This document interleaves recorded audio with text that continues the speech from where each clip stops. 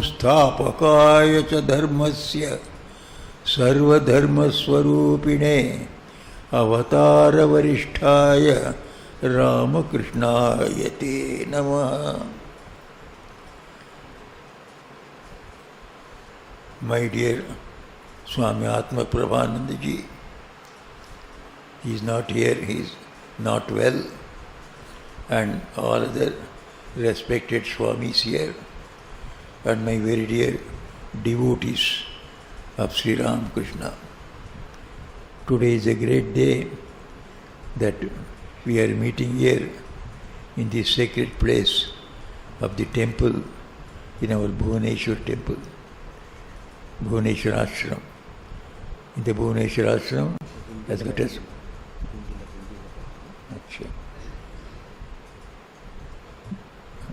इस भुवनेश्वर आश्रम में भगवान स्वामी ब्रह्मानंद जी बहुत साल रह चुके. उनके बड़े पसंद का आश्रम था. स्वामी ब्रह्मानंद जी इस आश्रम को बहुत पसंद करते थे. उन्होंने ये कहा है, ये भुवनेश्वर गुप्त काशी है, जो काशी में नहीं जा सकते. यहाँ तपस्या करने से काशी का फल यहाँ मिल जाता है. तो इसलिए महाराज जी यहाँ बहुत साल बिताए, बहुत साल यहाँ तपस्या करे. इसलिए हमारे मठ मिशन में इस भुवनेश्वर आश्रम का एक विशिष्ट नाम है. जो तपस्या करना चाहते हैं, यहाँ के तपस्या करने से एक तपस्या का फल 1000 गुना ज़्यादा मिलता है. ये तपस्याओं का जगह है. तो ऐसे सुंदर जगह में जहाँ स्वामी ब्रह्मानंद जी बहुत साल बिताए और उनकी सानिध्य, उनकी उपस्थिति आप फील कर सकते हैं. यहाँ उनके नीचे जिस कमरे में वे बहुत साल बिताए, वहाँ जाने से आपको मालूम ऐसा लगता है मानो वहाँ खुद बैठे और आपसे बात कर रहे हैं. तो उनका ये एटमॉस्फेयर, वो एक वातावरण फैला हुआ है. तो इस सुंदर आश्रम में आकर मुझे बड़ा आनंद होता है. आज को मैं बड़ा भाषण नहीं देने वाला हूँ.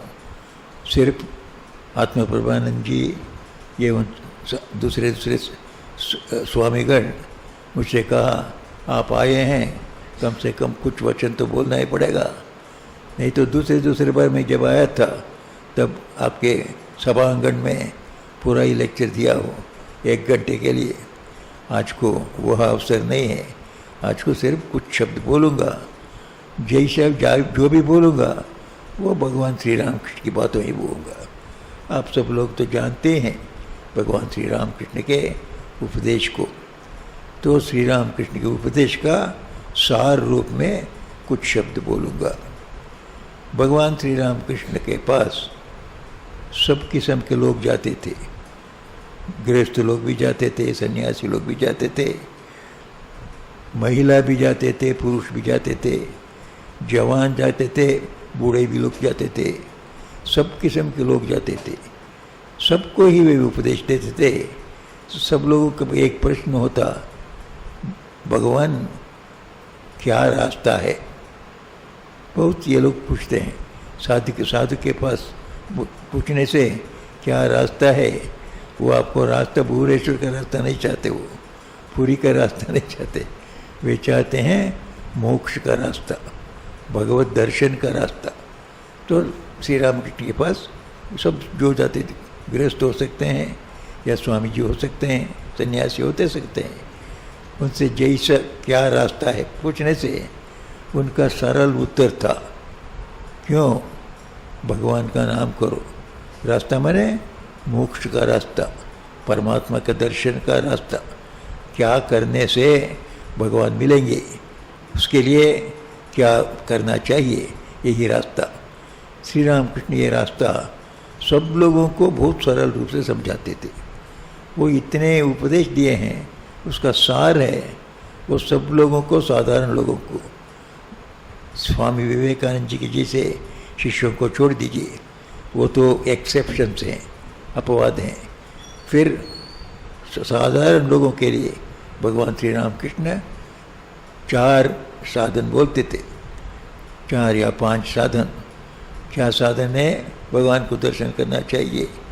वो गृहस्थों के भी और अन्य सन्यासियों को भी, सबके ये कॉमन है, ये साधारण उपदेश है। ये उपदेश पहले कहते थे, क्यों? भगवान का नाम का जप करो, नाम जप से भगवान मिलते हैं। नाम जप करने के आगे परमात्मा भगवान हैं, इस पर विश्वास होना चाहिए। इसलिए विश्वास पहले रखो। सबके अंदर ही, हमारे अंदर विश्वास है। विश्वास कोई दिला नहीं सकता, जन्म से ही आता है। स्वामी विवेकानंद बार बार कहते थे, ये भारत देश का विशेषता है, यहाँ के लोगों का भगवान में विश्वास जन्म से ही मालूम हो जाता है। क्योंकि हम कई हजारों सालों से हम भगवान के दर्शन करे हुए ऋषि मुनियों के संतान हैं। हमारे रक्त के अंदर ही भगवान की श्रद्धा, भगवान है, ये विश्वास हमारे रक्त के अंदर है। इसीलिए इस देश की विशेषता है। दुनिया में कहीं ऐसा देश नहीं है जो भगवान सत्य हैं, उनके लिए हमें जीवन यापन करना चाहिए। हमारा गृहस्थ जीवन भी भगवान को प्राप्त करने के लिए मुताबिक करना पड़ेगा। जैसा हम गृहस्थ जीवन यापन करते हैं, उसका कर्तव्य पालन करते हैं, फिर हमेशा याद रखते हैं गृहस्थ जीवन का भी उद्देश्य भगवान को लाभ करना। इसके लिए गृहस्थ जीवन के कर्तव्य पालन करेंगे। उसके साथ साथ क्या करना चाहिए, उसको भगवान श्री रामकृष्ण बोलते हैं। गृहस्थों को छोड़ छाड़ के सबको सन्यासी बनने नहीं चाहिए। तो वे कहते हैं, तुम गृहस्थ बनो, गृहस्थ के कर्तव्यों को पालन करो, फिर हमेशा तुम्हारे अंदर भगवान के प्रति ये श्रद्धा रहे। भगवान हैं, वे तो हमारे पिताजी माताजी हैं। भगवान न्यायाधीश नहीं है, आपको पनिशमेंट देने के लिए बैठे हैं। दूसरे धर्म में वही बोलते हैं, डंडा लेके बैठे हैं आपको हमेशा दंडित करने के लिए। ये नहीं है। भगवान श्री रामकृष्ण कहते हैं, वे हैं हमारे माताजी पिताजी, हमारे परम प्रिय, हमारे आत्मा के आत्मा। ऐसे ही परमात्मा हैं। आप हजार बोल करो, वो मानेंगे, लेंगे नहीं। आप ये एक अच्छा करे, उसी को लेके तुम्हारा उद्धार करेंगे। ये भगवान श्री रामकृष्ण परम प्रिय माता पिता के रूप में भगवान है। ऐसा भगवान एक है, मैं उसकी संतान हूँ, ऐसा हमेशा सोचो। तुम जैसे भी रहो, बच्चा जैसे भी, सब बच्चे तो अच्छे बच्चे होंगे नहीं, कोई दुष्ट बच्चे भी होते हैं। फिर दुष्ट बच्चे किसके लिए? दूसरों के लिए। माता पिता जी के बीच दुष्ट नहीं होता, बाहर के लोग उसको दुष्ट कहेंगे। माँ के पास कहिए, हाँ हमारा लड़का तो अच्छा ही है। तो माँ के लिए, भगवान के लिए सभी अच्छे हैं। आप जैसे भी हो, भगवान से पुकारो, तुम तो हमारे माताजी पिताजी हो, तो मुझे ठीक रास्ते पर चलाओ। तो इसके लिए वो श्रद्धा पहला, भगवान है, विश्वास करो। विश्वास करने के बाद तुम्हारा जो कष्ट है, जो समस्या है, उनसे प्रार्थना करो। वे शक्ति देंगे, युक्ति देंगे, रास्ता दिखाएंगे। कष्ट को पार करके कैसे उनका स्मरण भी कर सकते हो और आगे बढ़ भी सकते हो लौकिक जीवन में। इसलिए पहले वे कहते हैं भगवान पर श्रद्धा और उनके स्मरण रखना चाहिए। वे हम भगवान के हैं, भगवान हमारे हैं। तो हम गृहस्थ हो सकते हैं, ब्रह्मचारी हो सकते हैं, वानप्रस्थी हो सकते हैं, क्या सन्यासी हो सकते हैं, जो भी हो, हम सब भगवान के संतान हैं। इसको याद रखने से तब हमारा जो भी कष्ट हो, तो कष्ट कौन देता है? इस दुनिया को चलाने वाले परमात्मा ही है। एक छोटे से प्राणी से लेके बड़े बड़े परम चतुर्मुख ब्रह्मा तक सबका अंतर्यामी, सबको चलाने वाले परमात्मा ही है। इसलिए आपको जो कुछ दुनिया में देखते हैं, जो कुछ कष्ट आता है, सुख आता है, वह भगवान से ही आता है। भगवान ही आपको सुख देते हैं, वे भी दुख भी देते हैं। क्यों? सुख दुख से कारण हमारी बुद्धि होती है, ये सुख दुख तो आएगा जाएगा, इसलिए 2 दिन का है। ये दुनिया ही 2 दिन का है। फिर हमेशा हमारे साथ आनंद देने वाला एक है, वो परमात्मा है। इसको हमें जानने के लिए ज्ञान की आवश्यकता है। ये ज्ञान का उत्पादन करने के लिए वे हमें कष्ट देते हैं, सुख भी देते हैं। हमको मालूम होना चाहिए कष्ट सुख तरंग के रूप में आते हैं। इसलिए कष्ट आया, हम सोचेंगे ये तो कष्ट नहीं है, ये परीक्षा है। आपके सर्विस करेंगे, सर्विस में परीक्षा कुछ पास करने से प्रमोशन मिलता है, इसलिए हम परीक्षा देते हैं, परीक्षा के लिए कष्ट करते हैं। उसको कष्ट नहीं समझते, परीक्षा चाहिए हमें, तो परीक्षा पास करने से तरक्की होती है। इसी तरह कष्ट जब आता है जीवन में, हमें सोचना चाहिए ये कष्ट नहीं है, परमात्मा हमारी परीक्षा कर रहे हैं। इस परीक्षा में वही जब क्या बोलते हैं, मुझे बगैर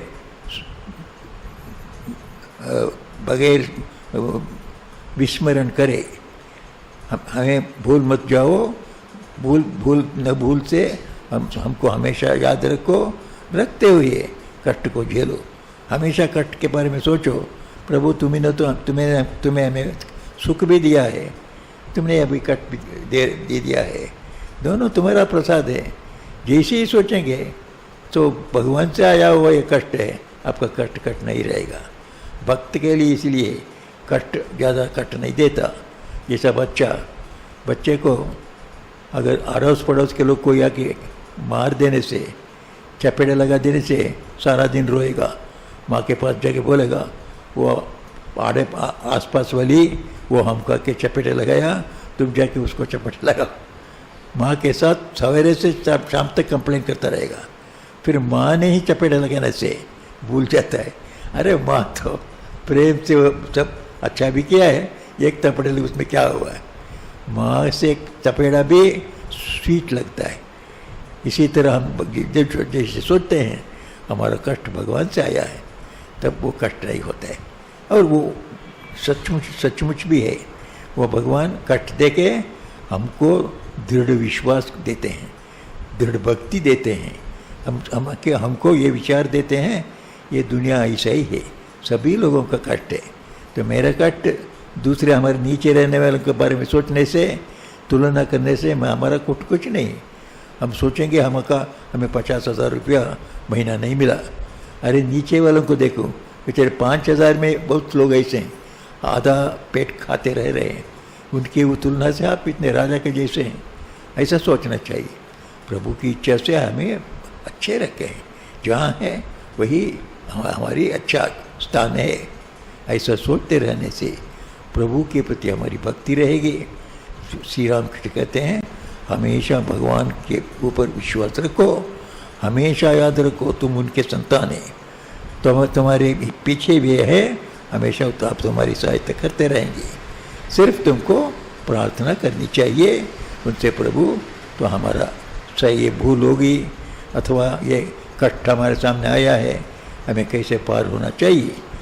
तो स्वामी श्री राम कृष्ण बार बार कहते हैं आंतरिकता से, माने तहे दिल से, हृदय से प्रार्थना करने से भगवान सुनेंगे ही सुनेंगे, और उसको आपको उस कष्ट से पार करने के रास्ता दिखाएंगे।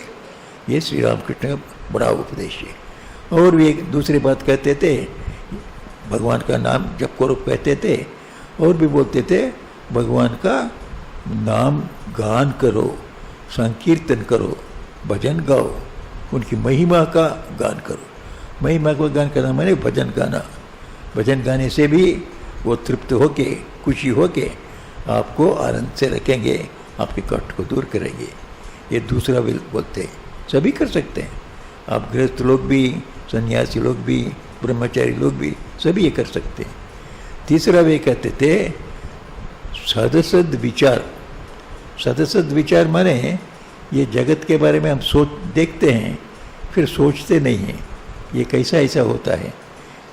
श्री राम कहते हैं तुम सोचते हुए इस जगत में जो कुछ है, जगत में सभी कुछ समझ के लिए है, वो शाश्वत नहीं है, अशाश्वत है। अशाश्वत वस्तु एक ही है, वो है परमात्मा। इसके बारे में तुम इसको सोचना चाहिए। कैसे सोचोगे, इतना काम के अंदर नहीं होगा, बिल्कुल नहीं होगा। इसलिए श्री राम कृष्ण कहते हैं कुछ तो समय मिलेगा ही। जितना भी आप सर्विस करो, आपका लेबर रूल्स के मुताबिक आपके हफ्ते में 1 दिन छुट्टी देनी है। आजकल तो 2 दिन की छुट्टी मिलती है। ये 2 दिन छुट्टी में आप चुपचाप करके अपने कमरे में बैठ के दूसरे किसी को आने नहीं देना, चुपचाप के सोचो ये दुनिया में इतना ही है, हम इतना किया, कितना परमानेंट रहा। तो हमारे बच्चे को हमारे गोद में बिठा के आदमी किया, यार युवती किया, वो बड़ा होने के बाद क्या मेरे साथ रहेगा? वो जैसे ही बड़ा हुआ, डिग्री हुआ कि पोस्ट डिग्री किया, करते ही बोलेगा बाबा मैं सर्विस करने के लिए दिल्ली जाऊंगा। आप बोलते हो अरे तुम्हारी सर्विस तो तुम भुवनेश्वर में कर सकते हो, तो तुम अकेले लड़के हो हमारा, अब तो माता जी पिताजी बूढ़े होते आए, तुम यहीं हमारे साथ रहो, यहीं सर्विस मिलेगा। नहीं बाबा, तो अच्छे करियर के लिए दिल्ली में जाना पड़ेगा, आपको छोड़ के चले जाएगा। अब सही एक कोने में बैठ के सोचने से, मेरा लड़का जो मेरे गोद में बैठा था, मैं जो बोला उसको सुनता था, वो आज को न जितना बोलने पर भी नहीं मुझे आपको छोड़ के जाना पड़ेगा, वो जो बोलता है ठीक है, खराब नहीं बोलता वो, उसका करियर तो बिल्डअप करना, आपने भी वही किया, इसलिए वो करियर के वो भी ठीक है। आप उनके पिताजी होके माताजी होके उसको तो हमारे साथ रहो, आनंद से रह सकते हैं, यही अच्छा वाला जो काम है इसको करो, कम महीना मिलने पर भी हम भी खुशी रहेंगे, तुम भी हमारे साथ रहोगे, आप भी ठीक है, आप भी ठीक है, वो भी ठीक है। फिर वो आखिर में ये कैसे क्यों यहाँ से छोड़ के चला जाता है, ये लीला है जगत में, ये जगत में सब कुछ ही आपको छोड़ के जाएगा, शुद्ध दुश्मनी से नहीं जाता है, ये स्वभाव ही है, इसको जगत कहते हैं ना, जग माने जाना, ये जाता ही रहता है, ये कभी रुकता नहीं है, नदी के जैसे, नदी के पानी रुकता है क्या कहीं, वो जाता ही रहता है। इसी तरह हमारे लड़के बच्चे संपत्ति नाम कीर्ति सब आएगी जाएगी, ये सब सोचने से तब हमें मालूम होगा, तब तो सब चले जाने से हम किसको पकड़ के रहेंगे। आखिर में हम दुनिया में किस लिए आए, उसको हमने साधन नहीं किया, दुनिया में हमें आया है, भगवान ने जन्म दिया है,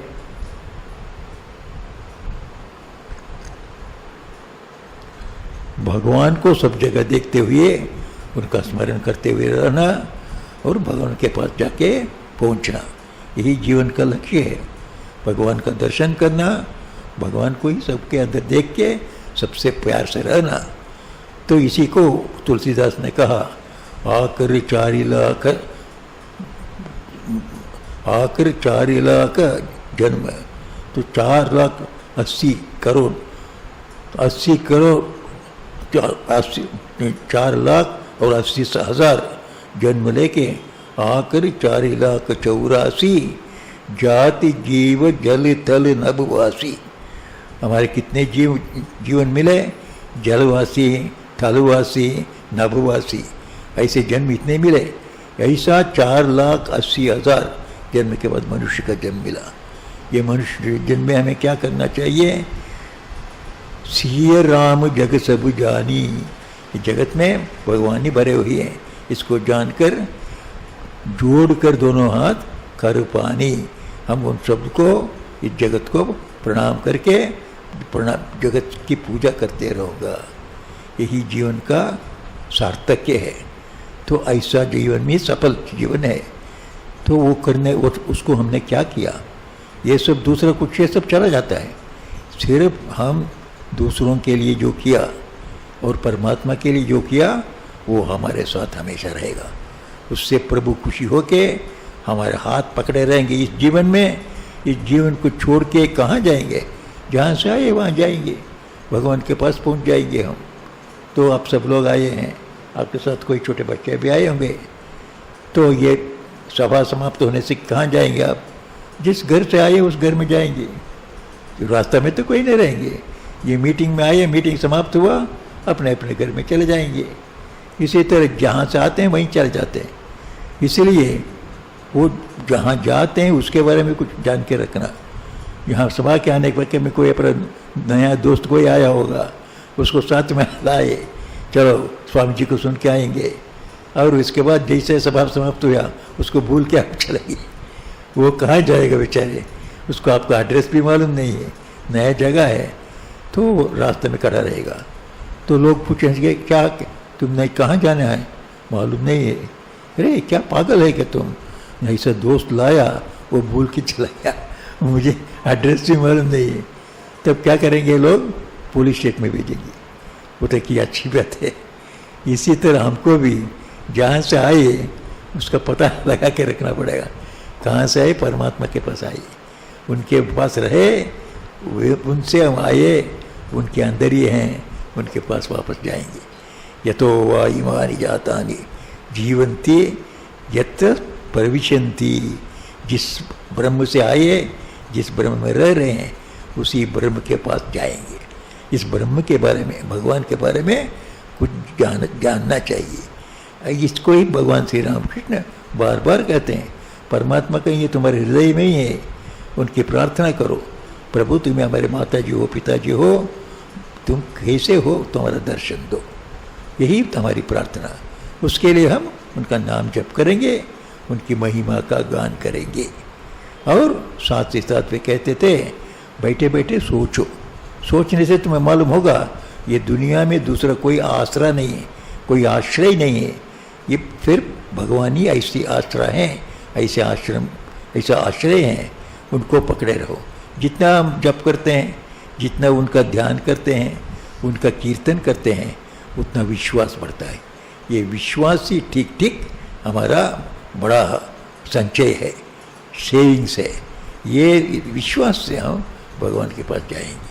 श्री रामकृष्ण बार बार कहते थे विश्वास विश्वास।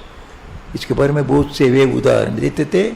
हमको विश्वास हो जाने से हम इस जीवन में भी अच्छे रहेंगे।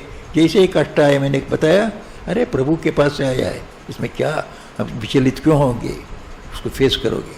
भगवान का नाम लो, कष्ट आएगा, कट जाएगा ही, तो धीरज से रहो। भक्तों के लिए कोई डर नहीं है, जीवन के बारे में भी डर नहीं है, मरण के बारे में भी डर नहीं है। मरण के बारे में क्यों सोचेंगे, कहाँ जाएंगे मरण के बाद, हम तो मर नहीं जाएंगे, शरीर मरेगा, हम भगवान के पास चले जाएंगे। क्यों, भगवान से आए, हम भगवान के पास जाए। और हम जब बुलाते हैं, ये विश्वास के द्वारा हम सोचते हैं भगवान तो हमारे माता जी पिताजी हैं, तो हम इस शरीर में हमें रखा है, शरीर से हमको छुड़वाते हैं, अपनी जगह ले जाए। इसको भक्त जैसा सोचेगा, उसका मरण भय भी जाता है। तो भक्त के लिए मरण का भी भय नहीं है, जीवन का भी भय नहीं। ऐसा सार्थक जीवन बिताने के लिए श्री रामकृष्ण बहुत सरल मार्ग, भगवान का नाम का जप करना। उनका नाम का जप कैसे करें, नाम तो अच्छे गुरु से मिलना चाहिए। अच्छे गुरु को देने के लिए भगवान श्री रामकृष्ण आए, गुरु की परंपरा एक स्टार्ट कर दी।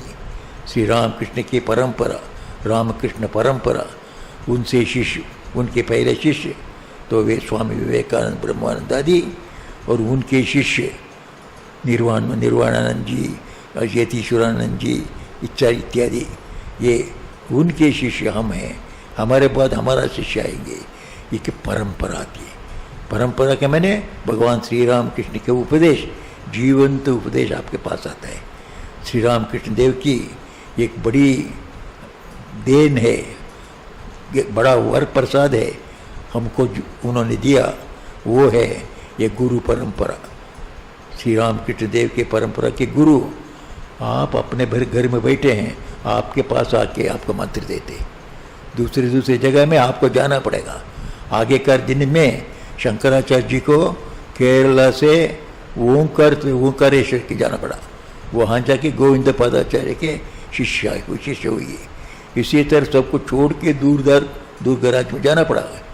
भगवान श्री रामकृष्ण ने ऐसा बना दिया, हमारे शिष्य गुरु होके भक्तों के पास जाके उनको दीक्षा देगी। मैं यहाँ आके भुवनेश्वर शहर में आपको दीक्षा दिया, ये किसकी कृपा है? प्रभु की कृपा। ये सबसे बड़ा उपकार। अब भक्तों के पास गुरु प्रभु जाते हैं, उनका जीवन में भी वे खुद जाते हैं। बलराम मंदिर में वे खुद जाते हैं, रामचंद्र के घर में वे खुद जाते हैं, दूसरों के घर, भक्तों के घर में खुद जाके उनको उपदेश देते। इसी तरह उनके शिष्यों को भी उन्होंने भक्तों के पास जाके सबको हमारा नाम दो, उससे वे भी तर जाएंगे और हमारे पास बहुत आसानी से पहुंच जाएंगे। भगवान श्री राम कृष्ण कहते थे, मेरे नाम जो लेता है उसको जीवन में बड़ा कष्ट कुछ नहीं होगा, साधारण आवश्यकता है की पूर्ति आप ही हो जाएगी। मेरे भक्तों को साधारण आवश्यकता के एक अभाव कभी नहीं होगा, उनकी कृपा है। वो बोलते हैं जो कष्ट भोगना है मैंने भोग लिया, तो तुम लोगों को इतना कष्ट भोगना नहीं पड़ेगा। तो देखिए श्री रामकृष्ण देव के भक्त, जो कष्ट आएगा अरे प्रभु ने दिया है उसमें क्या है, हंसते हंसते चले जाते हैं। यही भगवान की कृपा है। ऐसे भगवान श्री रामकृष्ण जो हमारे कष्ट को दूर करके हमारे जीवन को सुगम करके हमें ये जगत में भी शांति आनंद देते हैं। और आखिर में स्वामी श्री रामकृष्ण बार बार बोलते हैं, श्री माँ बोलती है, उन्होंने खुद मुझे बताया मेरा नाम जो लेता है उसको मैं आखिरी मुहूर्त में हाथ पकड़ के जाऊंगा। ये श्री रामकृष्ण देव की तो हमारे प्रति वाग्दान है, प्रॉमिस है। तो हम उनका नाम लेते रहेंगे, आखिर में हमको कुछ करने का नहीं है, वो आके हाथ पकड़ के ले जाएंगे। जैसे बच्चे का उदाहरण दिया, यह सभा हो जाने के बाद उसको मालूम नहीं कहाँ जाना है, माता जी पिता जी उसका हाथ पकड़ के ले जाएंगे। तो हम भी तो हम कहाँ जाएंगे, वैकुंठ में जाएंगे, कैलाश में जाएंगे, देवी लोक में जाएंगे, हमको पता नहीं उसके बारे में, वो आके ले जाएंगे। तो इसलिए आप निश्चिंत होकर रहिए, आपका जीवन के बारे में भी निश्चिंत रहिए, मरण के बारे में निश्चिंत रहिए। ऐसा महा अवतार पुरुष भगवान श्री राम कृष्ण, हम उनके पास आए, ये उनकी कृपा है। उनकी कृपा आप सबों के ऊपर वर्षण हो रहा है, हमारे ऊपर भी वर्षण हो रहा है। उनकी ऐसी कृपा वर्षण होती ही रहे। आपका लौकिक जीवन और आध्यात्मिक जीवन खूब अच्छा हो और शुभ और मंगल याचनाओं से, मंगल प्रार्थनाओं से, मंगल कार्यों से भरे रहे, आनंद से रहें, ऐसा उनकी कृपा वर्षण हो।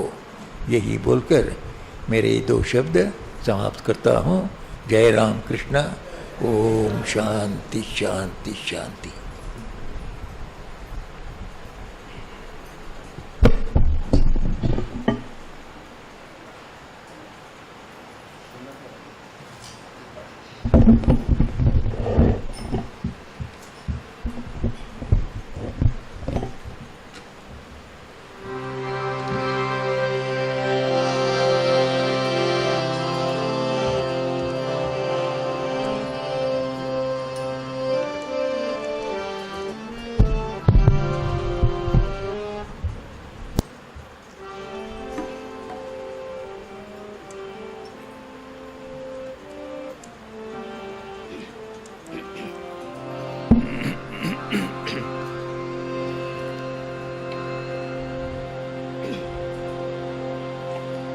राम कृष्ण शरणं राम कृष्ण शरणं राम कृष्ण शरणं शरण्ये।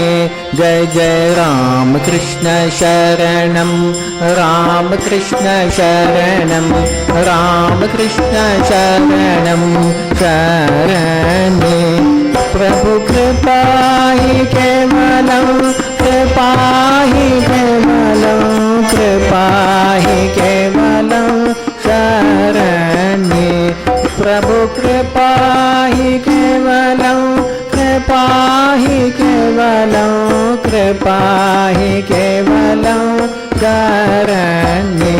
जय जय राम कृष्ण शरणं राम कृष्ण शरणं राम कृष्ण शरणं शरण्ये।